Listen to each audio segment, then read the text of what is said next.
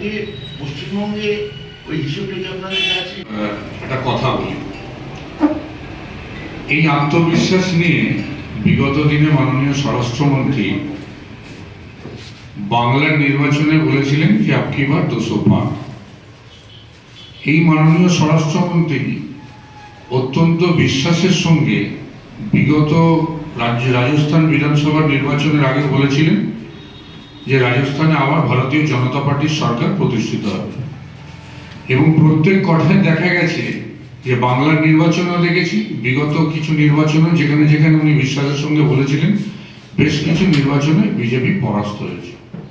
আমি আপনাদের একদম দ্ব্যর্থহীন ভাষায় একটা কথা বলতে পারি যে জেনে রেখে দিন, ওনাদের এখন এইটুকু গিমিক দেওয়া ছাড়া বা এই কথা বলে মানুষের কাছে পৌঁছানো ছাড়া আর অন্য কোনো যুক্তি নেই। কারণ তারাও বুঝে গেছে যে তাদের পায়ের তলার মাটি নেই, জনসমর্থন হারিয়েছে।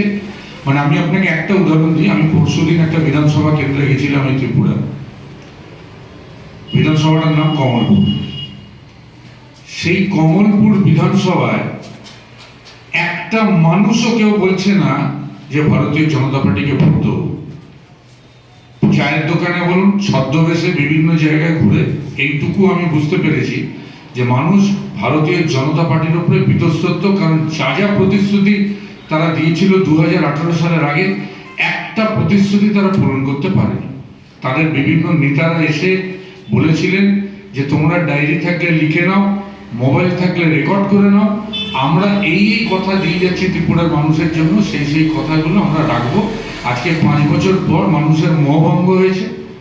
আজকে এটাই তো প্রমাণ করে, এই নিয়ে কেন মাননীয় স্বরাষ্ট্রমন্ত্রী কিছু বললেন না যে কেন একজন মুখ্যমন্ত্রীকে পরিবর্তন করতে হলো 4 বছর পরে। তার মানে তো এটাই প্রমাণ করে যে ভারতীয় জনতা পার্টি মানুষের জন্য কাজ করতে ব্যর্থ। আজকে কেন দুয়ারে সরকার বাংলায় চলছে আর ত্রিপুরায় দুয়ারে গুন্ডা থাকবে?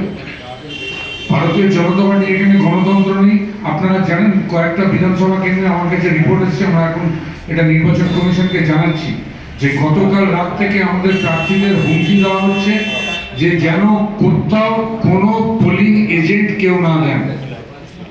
আমি বিধানসভার নামগুলো এক্ষুনি ইচ্ছা করে সাংবাদিকদের সামনে বলছি না, আমরা তার জন্য প্রস্তুতি নিচ্ছি যে বিভিন্ন বিধানসভা কেন্দ্রে আমাদের প্রার্থীদেরকে হুমকি দেওয়া হচ্ছে যেন নির্বাচনের দিন কোথাও যেন পোলিং এজেন্ট না দেওয়া হয়। এবং প্রত্যেকটা মানুষকে আজকে আপনারা জিজ্ঞেস করুন, আপনারা সাংবাদিক ত্রিপুরা রাজ্যে, যেখানে একটা মানুষও বলবে না কেউ সুখে আছে কেউ শান্তিতে আছে।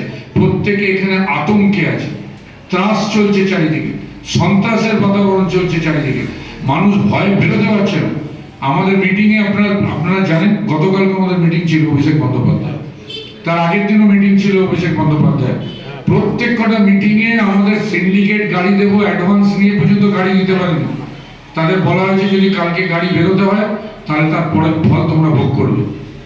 মানুষকে আমরা মিটিংয়ে আসবো বলে যাদের সাথে কথা বলে আসছি তাদেরকে বাড়ি বাড়িতে গিয়ে হুমকি দেওয়া হচ্ছে যে কেউ যেন তৃণমূল কংগ্রেসের মিটিংয়ে না যায়।